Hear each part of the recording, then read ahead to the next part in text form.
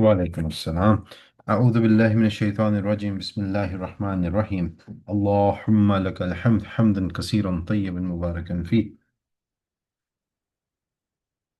اللهم صل على محمد وعلى آل محمد كما صليت على إبراهيم وعلى آل إبراهيم إنك حميد مجيد.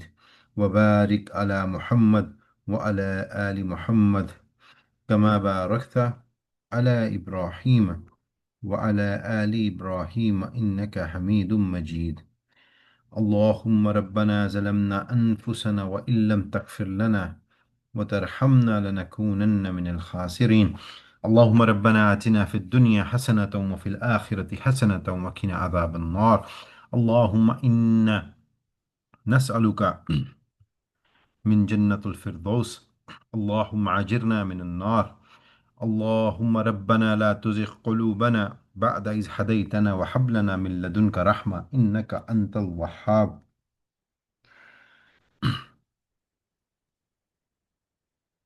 آج کی جو ہماری آیات ہیں وہ اسی چیز کی سیمولیشن ہے جو کہ ہم نے پچھلی دو کلاسز سے کرتے آ رہے ہیں۔ سورۃ الاعراف کے اندر اللہ تعالیٰ نے تین گروہوں کا ذکر کیا۔ پہلا گروہ جنتی گروہ، دوسرا گروہ جو جہنمی گروہ، تیسرے وہ لوگ جو آراف والے تھے جن کی نیکیاں اور برائیاں برابر ہو گئیں۔ پھر اللہ تعالیٰ نے وہ سیمولیشن بتائی کہ ان کا آپس میں مکالمہ کیا ہوگا، ان کی آپس میں ڈیبیٹ کیا ہوگی۔ اور آج کی جو آیات ہیں وہ اب اس چیز کو کنکلوزیو ڈسکشن کی طرف لے کے جا رہی ہیں۔ پہلے ہم نے پڑھا اہل جنت کی پکار، اس کے بعد ہم نے پچھلی آیات میں دیکھا کہ آراف والے جون سے ہیں وہ کیا مطلب ایکسپیکٹ کریں گے اور وہ اللہ سے کیا دعا کریں گے۔ تیسری چیز جون سی ہے وہ آج ہے اہل دوزخ کی فریاد، کہ جو جہنمی لوگ ہیں وہ کس طرح کی ندا لگائیں گے، کس طرح کی پکار کریں گے۔ آج اسی کے اوپر جون سا ہے ٹاپک ہے۔ اور آپ آج دیکھیں گے کہ اللہ تعالیٰ نے مشرکین مکہ کے لیے بھی حجت تمام کر دی۔ یہ ایک کی چیز ہے۔ ہم پچھلی جتنی آیات پڑھ کے آئے ہیں مدنی آیات اور اس کے بعد مکی آیات ہم نے شروع کی، تو ہم نے ایک ہی چیز دیکھی بار بار۔ وہ کیا ہے کہ اللہ اپنی حجت تمام کر دیتے ہیں۔ کیسے کرتے ہیں؟ انبیاء کے ذریعے کی، مشرکین مکہ کے اوپر اب کر رہے ہیں، اس سے پہلے عیسائیوں کے لیے کیا، یہودیوں کے لیے کیا، ٹھیک ہے، اور اب جا کر مشرکین مکہ کا جو گروہ ہے، مشرکین تھے عرب کے، ان کے اوپر بھی حجت تمام ہوگی۔ ان کو بھی اللہ تعالیٰ نے ڈر سنا دیا، چیزوں کو مکمل کر کے بتا دیا۔ اعوذ باللہ من الشیطان الرجیم، بسم اللہ الرحمن الرحیم۔ ونادى اصحاب النار اصحاب الجنة ان افیضوا علینا من الماء او مما رزقكم اللہ قالوا ان اللہ حرمهما على الكافرین۔ اور دوزخ والے جنت والوں کو پکاریں گے کہ ہمارے اوپر تھوڑا پانی ہی ڈال دو یا اور ہی کچھ دے دو جو اللہ نے تم کو دے رکھا ہے۔ جنت والے کہیں گے اللہ نے دونوں چیزوں کی کافروں کے لیے بندش رکھی ہے۔ اب آپ دیکھیں کہ اب وہ تیسرا گروہ ہے جو آراف والے تھے، وہ منتظر ہیں اللہ کے فیصلے کے، اور وہ اللہ سے امید رکھتے ہیں کہ اللہ ان کو جنت میں داخل کرے گا۔ اور ہمیں احادیث سے پتہ لگا کہ انشاءاللہ اللہ ایسا ہی کرے گا۔ اللہ کی مطلب جو رحمت ہے وہ اللہ کے غضب پر غالب ہی رہے گی انشاءاللہ۔ اب آپ دیکھیں کہ جو تیسرا گروہ ہے جس میں بات ہو رہی ہے اب ان کی، جو دوزخ والے ہیں، اب وہ جو دوزخ والے ہیں وہ پکار اٹھیں گے، جنت والوں سے کہیں گے کہ آپ ایک کام کریں، کیونکہ جہنم کی آگ اتنی سخت ہے، آپ ہمیں کوئی پانی دے دیں، کوئی کھانے کا بندوبست کر دیں، کو پانی ہمیں دے دیں۔ یہاں بات ہو رہی ہے من الماء او مما رزقکم، ٹھیک ہے، مطلب تھوڑا پانی ہمیں دے دیں تاکہ ہمارے لیے جون سا ہے چیزیں آسان ہوں، ہماری پیاس بجھ جائے۔ وہ یہ مطالبہ کر رہے ہیں۔ اب آپ دیکھیں کہ جہنم کی آگ کتنی تیز ہوگی کہ وہ پانی کو پانی رہنے نہیں دے گی، وہ ابلتا ہوا پانی ہو جائے گا، پہلی چیز۔ دوسری چیز یہ کہ آپ دیکھیں کہ جنت والے کیا کہتے ہیں، ان اللہ حرمہما، اللہ نے حرام کر دیا کافروں کے اوپر یہ چیزیں، کیا؟ جنت کا پانی جنت کا رزق اللہ نے حرام کر دیا کس کے لیے؟ دوزخیوں کے لیے۔ اب آپ دیکھیں کہ جنت اور جہنم میں جب بندے لگ جائیں گے تو ان میں ایسی چیز بھی ہوگی، کیونکہ ہم پیچھے پڑھ کے آئے ہیں کہ وہ ایک دوسرے کو پہچانیں گے۔ باپ بیٹے کو پہچانے گا، بھائی بھائی کو پہچانے گا، بیٹا باپ کو پہچانے گا، اور وہ جو اپنا کورسپونڈنس ان کی ہوگی، جن کو وہ جانتے ہوں گے، وہ ان سے فریاد کریں گے کہ آپ یہ کام ہمارے لیے کر دیں۔ لیکن جنتی کیا کہیں گے؟ وہ یہ نہیں دیکھیں گے کہ جہنم میں میرا بھائی ہے، جہنم میں میرا باپ ہے، جہنم میں میرا بیٹا ہے۔ وہ وہاں کیا کہیں گے؟ قالوا ان اللہ حرمہما علی الکافرین، کہ اللہ نے کفار پر یہ چیزیں حرام کر دیں۔ وہاں رشتہ اہمیت نہیں رکھے گا، وہاں کیا چیز سبقت لے جائے گی؟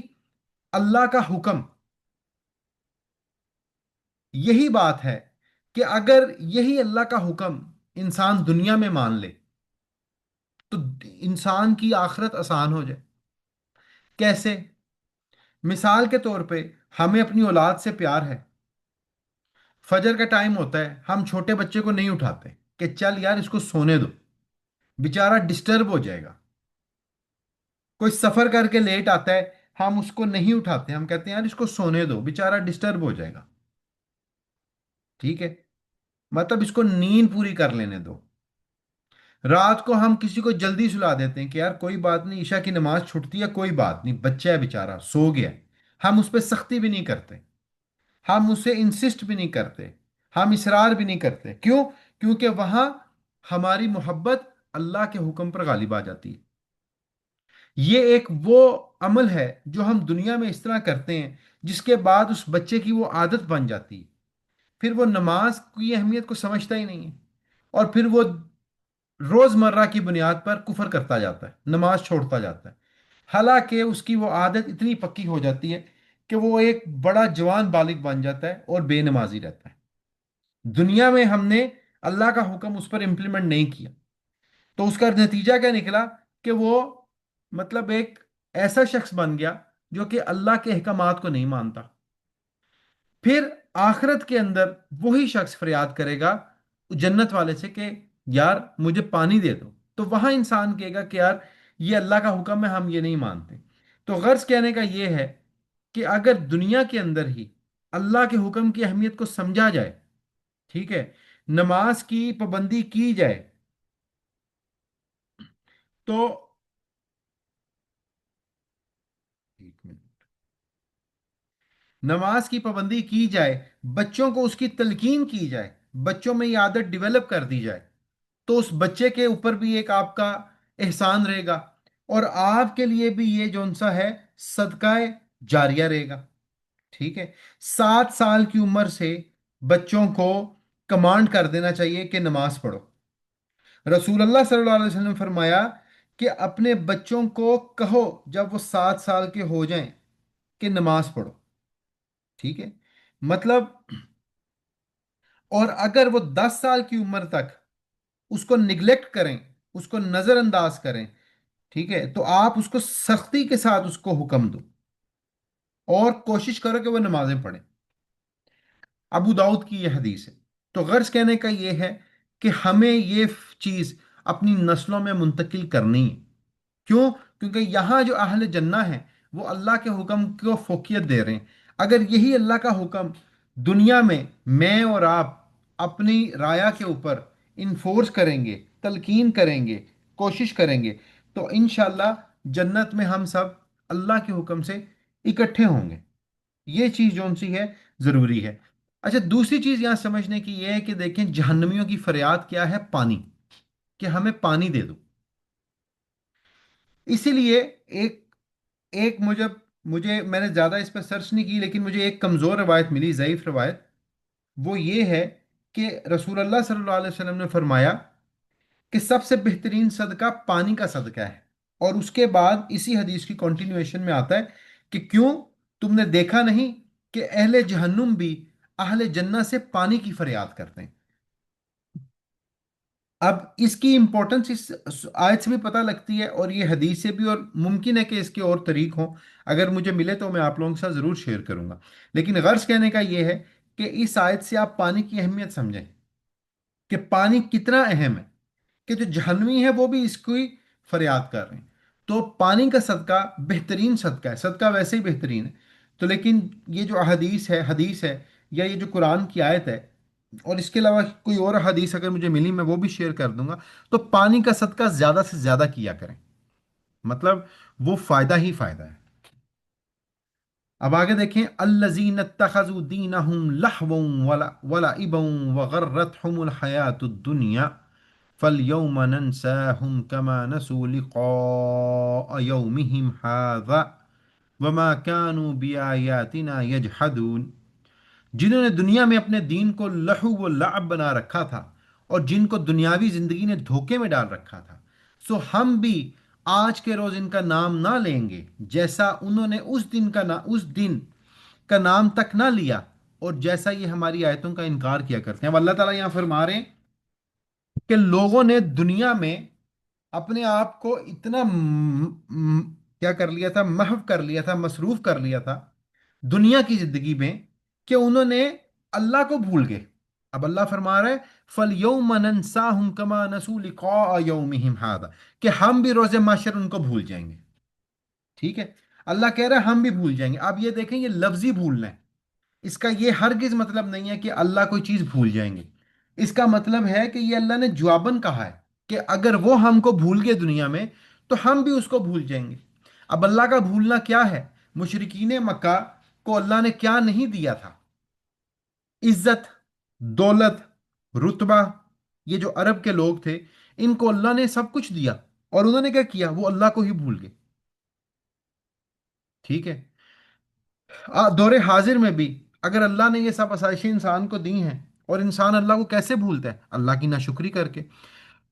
ناشکری کیسے کرتا ہے انسان؟ انسان اللہ کی ناشکری کرتا ہے کہ وہ اللہ کے جو احکامات ہیں ان کی پابندی نہیں کرتا، فرائض ادا نہیں کرتا، انسانوں کے حقوق ادا نہیں کرتا، کاروبار میں جھوٹ بولتا ہے، گالم گلوچ کرتا ہے، ہر طرح کی جو ان سے ہے بے ایمانی وہ کرتا ہے، تو وہ اللہ کے احکام بھولتا ہے۔ جب وہ اللہ کے احکام بھولتا ہے تو اللہ کہتا ہے کہ ہم بھی روز محشر اس کو بھول جائیں گے۔ صحیح مسلم کی حدیث ہے کہ روز محشر اللہ قیامت کے روز بندوں سے کہے گا،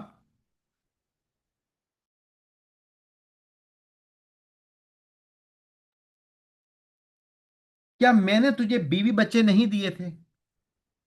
کیا میں نے تجھ پر انعام نہیں کیا تھا؟ کیا میں نے تجھے اونٹ، گھوڑے، سرداری، افسری نہیں دی تھی؟ بندہ کہے گا ہاں اللہ تو نے مجھے عطا کیا۔ تو اللہ پوچھے گا تو کیا تو نے مجھے یاد رکھا؟ وہ کہے گا نہیں، میں نے تجھے یاد نہیں رکھا۔ تو اللہ کہے گا کہ پھر ٹھیک ہے، روز قیامت ہم بھی تمہیں، آج کے دن ہم بھی تمہیں یاد نہیں رکھیں گے۔ تو غرض کہنے کا یہ ہے کہ اللہ عدل کا نظام قائم کرے گا، اور جو شخص اللہ کو بھول گیا، اللہ کی تعلیمات کو بھول گیا، روز محشر اللہ بھی ان کو بھلا دیں گے۔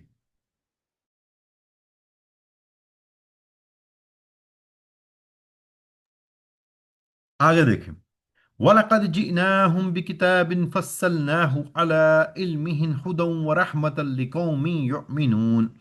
اور ہم نے ان لوگوں کے پاس ایک ایسی کتاب پہنچا دی ہے جس کو ہم نے اپنے علم کامل سے بہت ہی واضح کر کے بیان کر دیا، اور یہ ذریعہ ہدایت اور رحمت ہے ان لوگوں کے لیے جو ایمان لائے۔ مطلب یہ کیا ہے؟ ہدم و رحمتن، ہدایت ہے اور رحمت ہے، کن کے لیے؟ جو لوگ ایمان لے کے آئے ان کے لیے۔ اب یہ کون سے لوگ ہیں جو کہ قرآن کو پس پشت نہیں ڈالتے؟ اب دیکھیں، یہ وہ حجت ہے جو کہ مشرکین کے اوپر بھی قائم ہونے جا رہی ہے۔ اب اللہ نے پہلے کہا کہ ہم نے ان لوگوں کے پاس ایک ایسی کتاب پہنچا دی جو ہدایت اور رحمت ہے۔ اب آپ دیکھیں کہ مشرکین مکہ کے اوپر کون سی کتاب آئی؟ قرآن حکیم۔ اس سے پہلے اللہ نے جو حجت تمام کی وہ کیا تھیں؟ آسمانی باقی کتابیں۔ تو اللہ کہہ رہے ہیں کہ ہم نے مشرکین مکہ کے اوپر بھی حجت تمام کی، ایک ایسی کتاب ان کو دی جو کہ ہدایت اور رحمت ہے۔ اب آگے اللہ تعالیٰ بتا رہے ہیں کہ انہوں نے کیا کیا، انہوں نے کیا کیا؟ هل ينظرون الا تعویلا یوم یأتی تعویلہ یقول الذین نسوہ من قبل قد جاءت رسل ربنا بالحق فهل لنا من شفعاء فيشفعوا لنا أو نرد فنعمل غير الذي كنا نعمل قد خسروا أنفسهم وضل عنهم ما كانوا يفترون.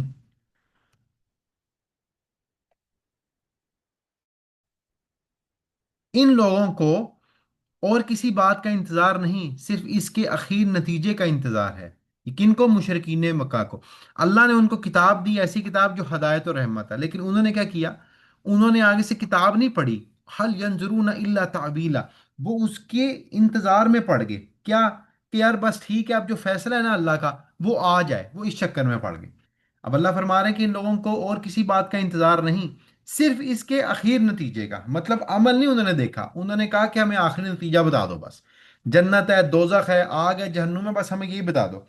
यही बात है ना कि मुशरिकीन मक्का रसूल अल्लाह सल्लल्लाहु अलैहि वसल्लम को कहते थे कि जिस अजाब का तुमने वादा किया वो हम पे आ क्यों नहीं जाता। मतलब बार बार इस तरह की बातें करते थे, मतलब मजाक उड़ाते थे, शेखी बिगाड़ते थे। तो यहाँ अल्लाह ताला उसी की बात कर रहा है कि इन लोगों ने क्या किया? इन लोगों ने कि इस चीज का इंतजार नहीं किया और कहा कि हमें सिर्फ और सिर्फ नतीजा बता दें। कौन सा नतीजा? जिस रोज इसका आखिरी नतीजा पेश आएगा उस रोज जो लोग इसको पहले से भूले हुए थे यूं कहने लगेंगे। जब उनको वो नतीजा रोजे महशर मिलेगा तो वो क्या कहेंगे कि वाकई हमारे रब की के पैगंबर सच्ची बातें लाए थे। सो अब क्या कोई हमारी सिफारिश करेगा? ठीक है, या कोई हमें वापस भेज सकता है ताकि हम लोग इन एमाल को जिनको हम किया करते थे बरखलाफ दूसरे एमाल करें। अब मुशरिकीन मक्का जब रोज़े महशर ये सब देखेंगे तो इस चीज़ पर इकरार करेंगे कि अल्लाह के नबी बिल्कुल सच्चे थे। और फिर वो कहेंगे कि कोई हमारी सिर्फ शिफात कर सकता है या हमें दुनिया में वापस भेज सकता है ताकि हम दूसरे इमाल करें, अच्छे इमाल करें। अब अल्लाह फरमाते हैं बेशक इन लोगों ने अपने को खसारे में डाल दिया और ये जो जो बातें तराशते थे सब गुम हो गया। अब जब वो अपनी आंखों से एक चीज देख लेंगे, ठीक है, एक चीज होता है सुनना, एक चीज होता है टेंजिबल, मतलब देखना, महसूस करना। एक चीज होती है आंखों से देख लेना, मतलब अब आपने देख ही लिया। मिसाल के तौर पे अब हमने देखा, हमने सुना कि अल्लाह कहता है कि मेरी एक जन्नत है, हमने उसको सुना, ठीक है। फिर जब हमने उसको देखा तो देखने और सुनने की जो फीलिंग होती है ना वो बहुत मुख्तलिफ होती है। ये उसी तरह है कि एक शख्स के मेरा घर बहुत खूबसूरत है और दूसरा शख्स के अच्छा यार खूबसूरत होगा, मतलब उसको कितना क्यों आप इमेजिन कर लें, आप मजीद इमेजिन जितना मर्जी कर लें, आप उस पर शशदर नहीं रह सकते, हैरान नहीं हो सकते जब तक आप उसको देख ना लें। मतलब आपकी फीलिंग्स वो नहीं हो सकती। और अब अल्लाह फरमाता है कि जब ये इस चीज़ को देख लेंगे जो इन्होंने सुना है तो तब उस टाइम वो कहेंगे कि काश हमें वापस पहुंचा दिया जाए। अब ये वही बात है कि हुज्जत तमाम हो गई, और जब हुज्जत तमाम हो जाती है तो अल्लाह ताला फरमाते हैं कि उसके बाद माफ़ी की गुंजाइश नहीं रहती। क्यों? मतलब हुज्जत तमाम कहने का मतलब ये है कि अल्लाह ने हुज्जत बता दी, अल्लाह ने कुरान बता दिया कि उस कुरान को अपनाओ। जब तुम इस कुरान को अपनाओगे तो चीज़ें अल्लाह आपके लिए क्या कर देगा? आसान कर देगा। अब जो शख्स इस कुरान को नहीं अपनाएगा दौरे हाजिर में भी, वो नाकाम है। जिस तरह रसूलुल्लाह सल्लल्लाहु अलैहि वसल्लम ने फरमाया, कुरान की निगहदाश्त करो, कुरान की हिफाजत करो, इस ज़ात की कसम जिसके हाथ में मोहम्मद की जान है, ये भागने में पांव बंधे ऊंटों से बढ़कर है। मतलब कि अगर छुरी के नीचे आपका ऊंट है और अगर आपने निगाह हटाई तो ऊंट आपकी छुरी के नीचे से निकल जाएगा। कुरान ऐसा है, इसकी हिफाजत करो, इसको पढ़ो, इसको समझो, इसको तसलसल के साथ मतलब अपनाओ। और इस तरह की चीज़ कुरान हकीम में बार बार आती है। अल्लाह ताला सूरत निसा में फरमाते हैं लाकिनिल्लाहु यशहदु बिमा अनज़ला इलैका अनज़लहु बिइल्मिही वल मलाइकतु यशहदून वकफ़ा बिल्लाहि शहीदा। जो कुछ आपकी तरफ हमने उतारा है वो खुद अल्लाह की किताब है, ठीक है। और अल्लाह इस मतलब इसे अपने इल्म से उतारा है अल्लाह ने, और फरिश्ते भी इसकी गवाही देते हैं, और अल्लाह बतौर गवाह खुद भी काफ़ी है। फिर इसी तरह सूरत हूद में आता है किताबुन उहकिमत आयातुहु सुम्मा फुस्सिलत। क्या? कि ये अल्लाह की मुहकम आयात हैं और ये साफ साफ बयान कर दी गई हैं। इसके अलावा सूरतुल आराफ जो हम पढ़ रहे हैं इसकी आयत नंबर 2 में था किताबुन उनजिला इलैका फला यकुन फी सदरिका حرجم منہ لتنذر به وذکری للمؤمنین، یہ ایک کتاب ہے جو آپ کے پاس اس لیے بھیجی گئی ہے تاکہ آپ لوگوں کو اس سے ڈر سنائیں، اور یہ لوگوں کا دل تنگ نہیں کرے گی۔ تو غرض کہنے کا یہ ہے کہ قرآن کو نہیں چھوڑنا، مشرکین مکہ نے چھوڑا، برباد ہوئے، جس قوم نے بھی چھوڑا برباد ہوئی۔ آپ دور حاضر میں بھی مسلمانوں کو دیکھ لیں، جس نے اپنے دنیاوی آقا امپریس کرنے شروع کیے وہ برباد ہوئے۔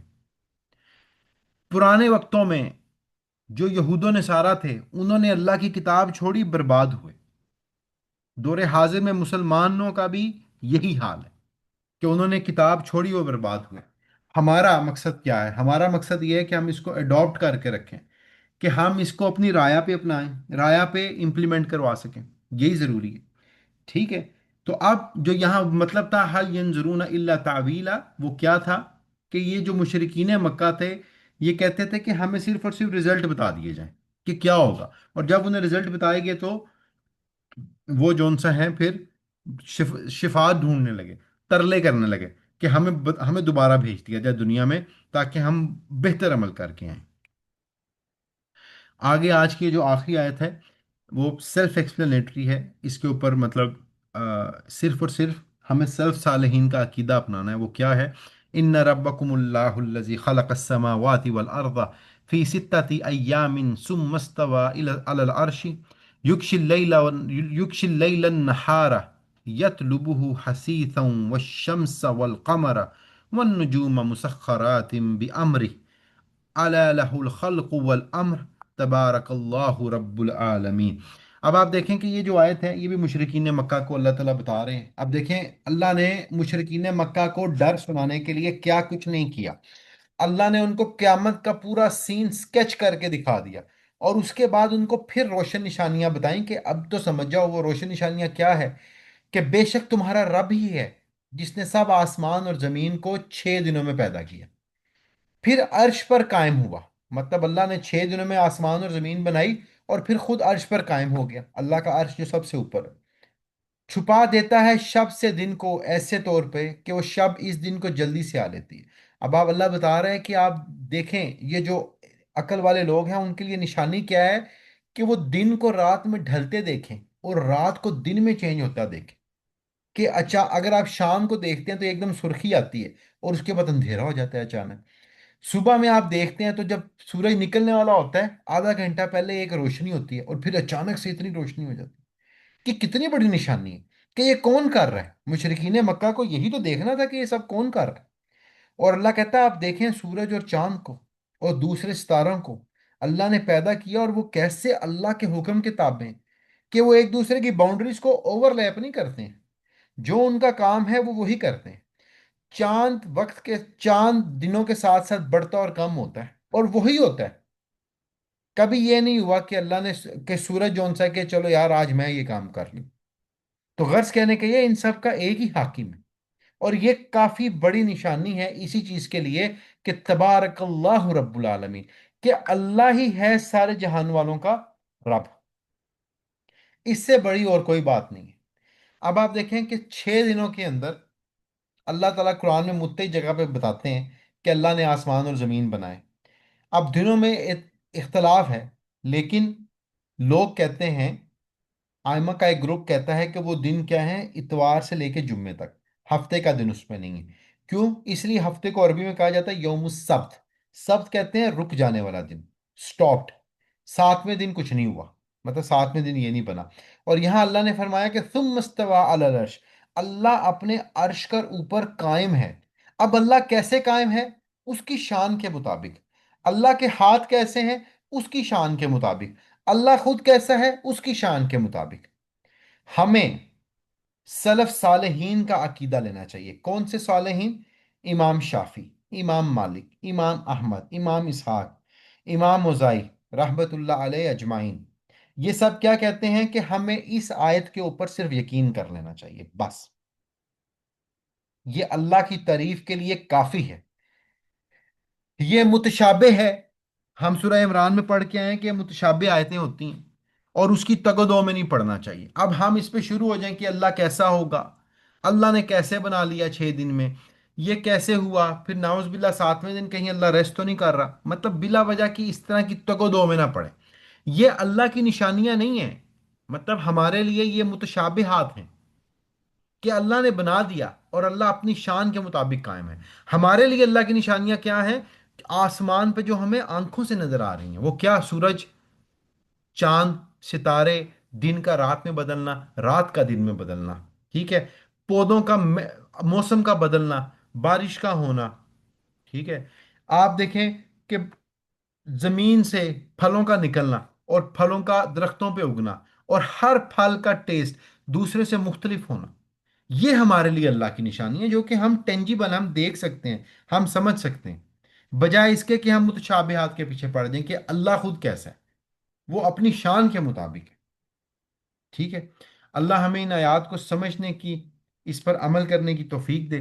سبحانک اللہم و بحمدک، اشہد ان لا الہ الا انت، استغفرک و اتوب الیک.